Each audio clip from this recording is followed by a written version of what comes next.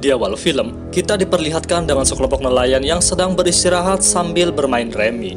Tapi ketika salah satu di antara mereka keluar untuk membuang sampah, tiba-tiba dia menemukan mayat yang masih segar yang sedang terombang-ambing di lautan. Ya otomatis, mereka semua mengevakuasinya, namun ternyata dia masih hidup. Guna untuk mengetahui sebab yang menimpa nasibnya yang malang itu, salah satu di antara mereka mencoba untuk mengobatinya dan mencari petunjuk tentang dirinya. Di situ, terlihat ada beberapa luka tembak yang mendarat di tubuhnya.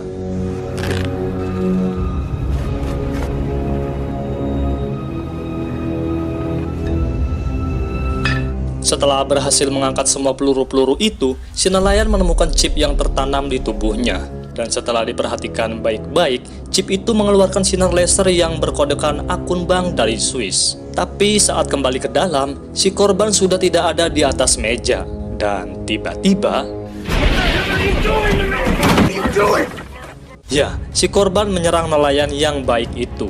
Si korban ini bernama Jason Bourne. Si nelayan berusaha menjelaskan semuanya bahwa beberapa jam yang lalu Jason terombang-ambing di lautan lalu mereka menyelamatkannya. Setelah mendengar penjelasan si nelayan, akhirnya Jason berhasil ditenangkan. Lanjut si nelayan menanyakan siapa namanya. Namun sayang, Jason tidak mengingat siapa dirinya. What's your name? I don't know. Setelah menuju ke daratan, si nelayan baik itu memberikan ongkos kepada Jason untuk berangkat ke bank yang ada di Swiss guna mengetahui identitasnya.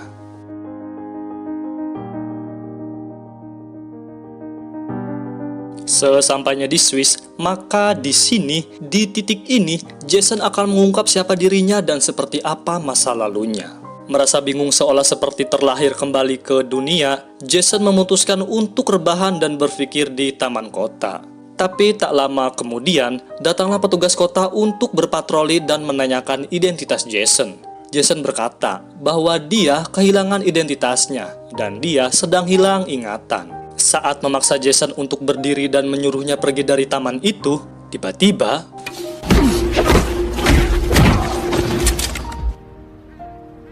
ya, dengan refleksnya Jason berhasil melumpuhkan kedua patroli itu. Tapi di sini Jason pun heran, mengapa dirinya bisa serefleks itu.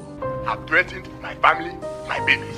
Di sisi lain, para petinggi CIA sedang melakukan rapat mengenai usaha pembunuhan terhadap mantan presiden Afrika yang bernama Wombosi. Di dalam video wawancara itu, dia mengklaim bahwa orang yang berusaha membunuhnya itu adalah suruhan anggota CIA. Dan Wombosi dalam waktu dekat akan segera mencari bukti-bukti tersebut. Semua para petinggi CIA yang hadir di sana tidak ada yang mengakui perbuatan itu. Tak lama salah satu di antara mereka keluar meninggalkan rapat tersebut. Dia bernama Ward. Dia menemui bawahannya yang bernama Conklin. Conklin berterus terang kepada Ward bahwa benar memang apa yang telah dikatakan Wombosi. Conklin melancarkan misi itu tak meminta izin terlebih dahulu kepada Ward. Dan kini, misi itu telah gagal karena orang suruhannya itu sudah hilang kontak dan tidak tahu lagi di mana keberadaannya. Tapi Conklin berjanji bahwa dia akan segera membereskan semua masalah itu dalam waktu dekat. Keesokan harinya, Jason sudah sampai di bank. Lalu dia menunjukkan nomor akun bank tersebut. Kemudian, dia dibawa ke ruangan khusus, yang sepertinya Jason bukanlah nasabah kaleng-kaleng boy. Semua itu terlihat dengan pengawalan ketat dan proses sidik jari untuk masuk ke ruangan selanjutnya. Setelah sesuai bahwa sidik jari dan akun bank itu benar miliknya, tak lama, petugas yang lain membawakannya sebuah deposit box yang berisi paspor miliknya. Ya, akhirnya terungkap. Di dalam paspor itu dia bernama Jason Bourne. Tapi setelah itu, Jason menemukan sebuah beceng, beberapa gepok mata uang dari negara lain, dan banyak paspor dengan nama yang berbeda-beda. Jason pun segera membungkus isi dari deposit box itu. Lalu Jason segera bergegas untuk meninggalkan bank.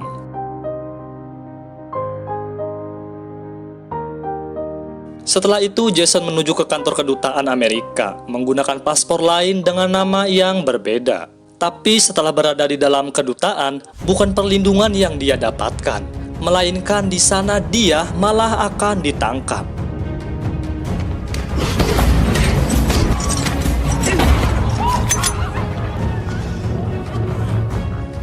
Semua petugas kedutaan Amerika dan tentaranya memburu Jason untuk diamankan secara rahasia.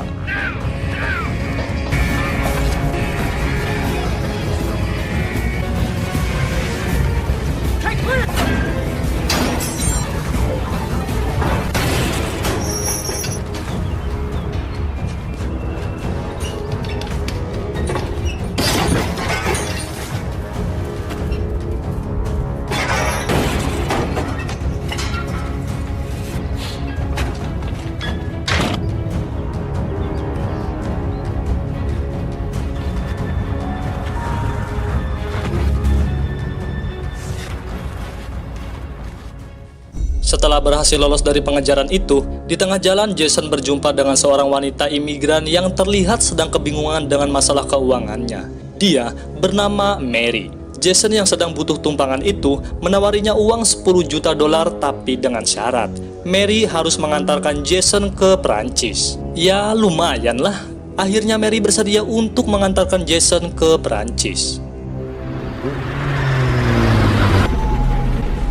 Setelah mendapat laporan bahwa Jason masih hidup, Conklin dan timnya langsung melacak melalui CCTV yang ada di sekitar bank di Swiss. Benar saja, Jason terlihat sedang bersama seorang wanita. Saat ini mereka berdua diketahui sedang menuju ke Paris. Data dan ciri-ciri mereka berdua akan Conklin sebar di sana. Lanjut, Conklin menghubungi pembunuh bayaran yang lainnya untuk memburu Jason dimanapun Jason berada.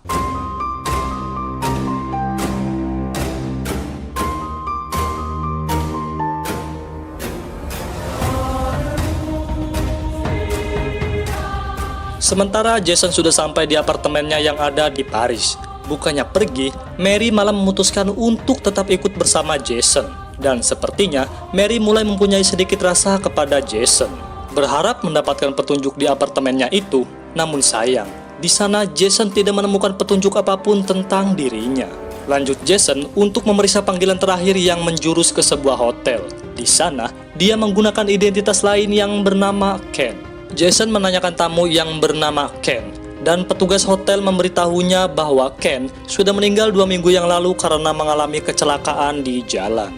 Merasa ada yang tak beres dengan semua ini, Jason pun langsung menutup telepon itu. Tapi tak lama kemudian,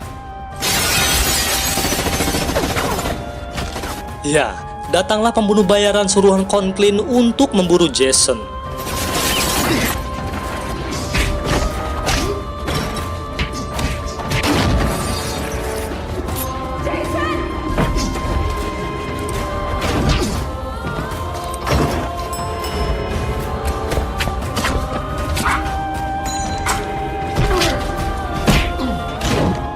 Setelah berhasil melumpuhkannya, lanjut Jason bertanya, siapa orang yang telah menyuruhnya.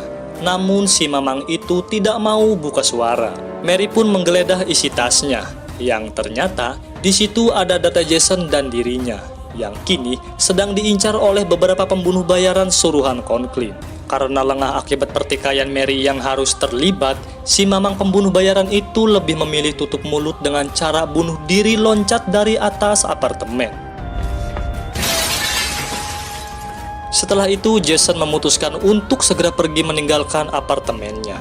Tapi saat mereka berdua hendak pergi, polisi setempat mencurigai atas apa yang terjadi tentang bunuh diri itu, dan aksi kejar-kejaran pun tak dapat dihindari.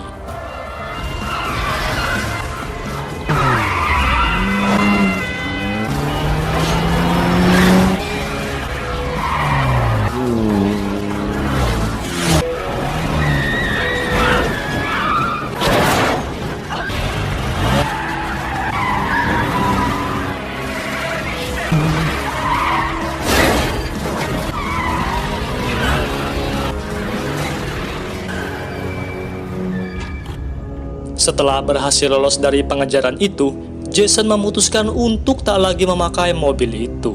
Ya, karena ciri-ciri mobil Mary itu sudah pasti dikenali jika masih berkeliaran di kota. Untuk menghilangkan jejak, Jason membersihkan mobil dari sidik jari mereka berdua dengan sangat rapi. Tak lama kemudian, polisi yang mengejarnya itu berhasil menemukan mobil Mary. Mereka tak dapat menemukan jejak dan petunjuk apapun dari mobil itu. Sementara Jason dan Mary tinggal di hotel. Guna mengelabui penampilan Mary, Jason mencat dan memotong rambut Mary. Setelah beres dan rasanya kurang afdol, jika kedua sejoli sudah berada di sebuah hotel, maka untuk melenturkan urat-urat yang tegang, mereka pun melakukan pengencrotan. Di sisi lain, pembunuh bayaran yang satu ini mendapati perintah dari Conklin bahwa dia terlebih dahulu harus membunuh Womboshi. Dan keesokan harinya, saat Womboshi sedang berada di dalam rumahnya, tiba-tiba... Ya, seperti yang kita lihat, dengan mudahnya dari kejauhan Womboshi di headshot dan modar saat itu juga. Tak lama kemudian, Ward mendapati kabar dan melaporkan kabar itu kepada Conklin bahwa beberapa jam yang lalu, Womboshi tewas di rumahnya. Dengan santuy, Conklin menjawab bahwa kematian itu adalah perbuatan Jason yang berhasil menjalankan misinya yang pernah gagal 2 minggu yang lalu. Ward pun kini sudah merasa tenang dan cukup mempercayai penjelasan Conklin. Ya, kini posisi Jason sudah menjadi kambing hitam dalam misi tersebut. Jason pun sama. Di media cetak, dia mendapati berita bahwa Womboshi sudah tewas di tempat tinggalnya. Tak lama kemudian, Jason pergi menuju ke rumah Womboshi untuk memastikan bahwa berita itu bukanlah hoax. Ya, ternyata benar. Di sana sudah banyak polisi yang sedang melakukan investigasi atas kematian Womboshi. Setelah itu, Jason pun kembali ke hotel. Namun sayang, dari kejauhan hotel tersebut sudah digandrungi banyak polisi yang sepertinya kini keberadaan Jason sudah diketahui. Maka Jason dan Mary memutuskan untuk berhenti dan turun di tengah jalan.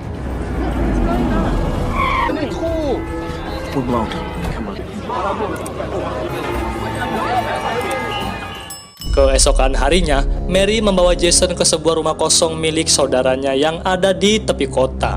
Namun sayang, sepertinya rumah itu sudah dihuni lagi. Dan tak lama saudaranya itu pun datang. Dia bernama Eamon. Mary meminta izin untuk sementara waktu agar dia dan Jason bisa tinggal di rumahnya. Dan Eamon pun mengizinkannya. Malam pun tiba. Jason terbangun dari tidurnya dan memandangi anak-anak Eamon yang sedang tertidur lelap. Jason khawatir jika berlama-lama di rumah itu, bisa-bisa anak-anak Eamon menjadi korban dari semua masalah tentang dirinya. Keesokan harinya, Eamon bercerita bahwa anjingnya tiba-tiba menghilang secara misterius. Mendengar hal itu, Jason langsung mempunyai firasat buruk dan menyuruh Eamon untuk segera bersembunyi di gudang bawah tanah. Lalu Jason meminjam senjata milik Eamon untuk menghadapi tamu yang tak diundang. Untuk memastikannya, Jason menembak tangki minyak untuk mengalihkan perhatian dan menggiringnya ke tempat lain. Mereka masing-masing saling mencari satu sama lain. Tapi cerdiknya Jason memecah konsentrasi musuhnya dengan cara menembak peluru ke atas udara. Dan saat si musuh sudah terkecoh, tiba-tiba... Ya, dari arah belakang Jason dapat dengan mudah menembak si pembunuh bayaran itu. Saat Jason menanyakan siapa orang yang telah menyuruhnya, namun sayang, dia keburu kehabisan darah dan meninggal. Setelah menghabisi orang suruhan Conklin, Jason menyuruh Eamon dan Mary agar segera pergi ke tempat lain untuk memulai hidup baru dengan bekal uang yang Jason miliki. Namun Mary tak mau meninggalkan Jason begitu saja. Tapi Jason menegaskan bahwa dia harus menyelesaikan masalahnya sendiri tanpa harus ada orang lain lagi yang terlibat. Dengan berat hati, Mary pun meninggalkan Jason. Lanjut Jason untuk mengungkap siapa dirinya dan seperti apa masa lalunya. Jason membongkar tas pembunuh bayaran itu, dan Jason menemukan panggilan terakhir yang menjurus ke nomor Conklin.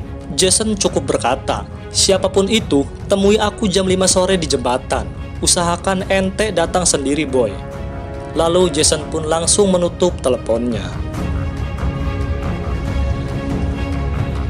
Tibalah pertemuan itu di tempat yang sudah dijanjikan. Namun lagi-lagi Jason bukan kaleng-kaleng. Dari kejauhan terlebih dahulu Jason mengintai situasi seperti perjanjian. Namun sayang, di situ Conklin membawa timnya ke lokasi pertemuan. Mengetahui hal itu, Jason langsung membatalkan pertemuan. Dan Jason memasang GPS ke mobil tim Conklin. Maka setelah itu Jason dengan mudah bisa mengetahui di mana keberadaan mereka. Ya, Jason menyadap alarm mobil yang terparkir untuk mengalihkan perhatian para penjaga. Dengan gaya diam-diam menghanyutkan ala John Wick, Jason langsung menyusup ke dalam dan memadamkan lampu gedung. Merasa ada yang tak beres, Conklin memeriksa ruangan sekitar. Tapi... Hello guys. Ya, akhirnya Jason berhasil menjinakkan Conklin. Dan Jason menanyakan kenapa Conklin dan timnya selalu memburu dirinya. Maka di sini, di pertemuan ini, Conklin menyadari bahwa Jason sudah hilang ingatan. Dan Conklin pun menjelaskannya bahwa Jason adalah orangnya Conklin. Conklin mengirim Jason untuk membunuh Wombosi saat dia sedang berlayar. Mendengar penjelasan itu, memori Jason sedikit demi sedikit mulai mengingatnya. Yang ternyata, di waktu itu dia memang akan membunuh Wombosi. Tapi dikarenakan posisi Wombosi sedang bersama anaknya, maka Jason pun tak tega dan mengurungkan niatnya untuk membunuh Wombosi. Dan maka dari arah belakang anak buah Wombosi berhasil menembak Jason dan membuangnya ke laut. Tujuan Conklin mengejar Jason ialah hanya ingin Jason kembali menjadi bagian dari timnya seperti dahulu. Merasa sudah jelas bahwa dirinya adalah seorang pembunuh, maka Jason tak mau lagi untuk kembali bersama Conklin. Untuk mengakhirinya, Jason hanya memukul pingsan saja. Dan saat Jason hendak keluar, tiba-tiba...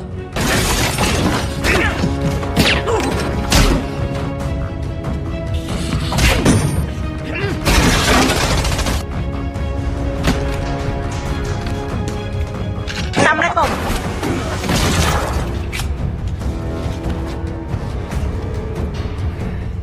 Setelah sadar, Conklin melihat seluruh timnya sudah dihabisi oleh Jason. Dan dia pun memutuskan untuk pergi dari tempat itu. Tapi saat sudah ada di jalan, tiba-tiba... Ya, salah satu timnya itu membunuh dirinya atas perintah dari Ward. Karena Conklin sudah cukup membuat kegaduhan atas kegagalan misi yang jelas misi itu tidak mendapatkan izin resmi dari Ward. Keesokan harinya, Jason mendatangi tempat tinggal Mary yang baru. Lokasinya itu ada di pesisir pantai. Dan film pun selesai.